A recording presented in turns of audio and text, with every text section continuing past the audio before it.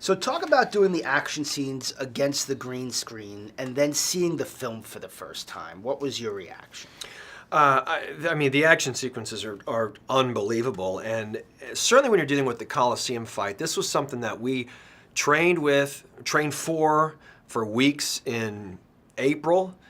Didn't shoot it till, say, late May, beginning of June, mid-June. All of a sudden, it was Jason had to go away to do Justice League reshoots. We come back, and we even did it again in July and even again in October. I mean, it just took forever because it's such a massive sequence. So seeing it all together with all what we did, what stunts did, what VFX did, it's just mind-blowing. And to see how seamless it is, you're like, I remember that day. For literally one beat, one moment of just throwing lava or whatever it was, the amount of time that took to see it all in its glory is just spectacular. Yeah, I imagine that's got to be like just a breathtaking experience. Yeah, and same with the Overturn warship fight at the end. I mean, you're talking weeks and weeks of work.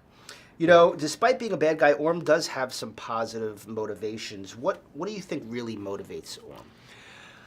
I think what motivates Orm is his desire to fight pollution and to save his world. I think the comic of Aquaman has always had a legacy of fighting environmental causes. Aquaman does that usually. I like that they left the pollution aspect up to Orm because I think it's cathartic for an audience to see someone act a little violent or irrational from a good cause. Do you know what I mean by that? He doesn't go about it a nice way and try to find a good plan for ocean cleanup. He just shoves it back in their face, and I think that's it. I think most audiences go, oh, good for him.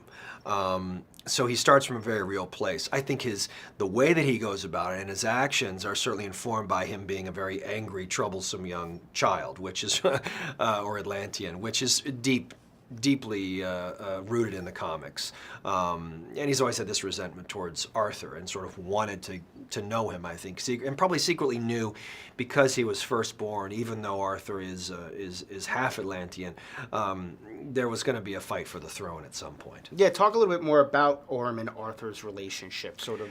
Why is it so complicated? Well, it's so complicated because they're brothers, and what brother relationship isn't complicated? The fact that he grew up, they share the same mother and not the same father, and so you have this pure-blooded Atlantean and Orm, which really come from the New 52, because in the original it was much different, and Orm was the one that was half human, half Atlantean. So I like that they reversed the origin for the New 52. So Arthur, who's been a powerful force on the Earth, but on the surface, but doesn't fit in there either. So I think what we tried to do is show where they have common ground, because you see very clearly why they fight and where their struggle comes from, but you try to find those moments where maybe under different circumstances they could have gotten along, because we have this sequence where I tell him to go home. I don't want to kill you. I don't, and I think he means that. I think everything that Orm says, I think he believes, even if he's wrong. So you try to find those common moments so that you can have some redemption at the end, because he's certainly in the comics he's viewed as a villain, and he is a villain on paper, but I look at him more as an antagonist and a foil to Arthur versus he's a straight up bad guy. What do you think is going to happen to Orm? I don't know. I think I think he certainly has to pay for his destruction and his actions, but I don't know. I think that what you see at the end of the film is a guy, without giving too much away, that I think there's some hope there, and I think he's learned a little bit about himself and about Arthur, and certainly about his mother by the end of the movie. So I hope we get to see some redemption.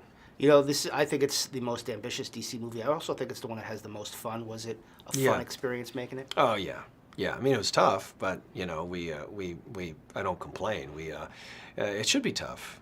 That's James. I like that environment where we all get along. There's no yelling. There's no.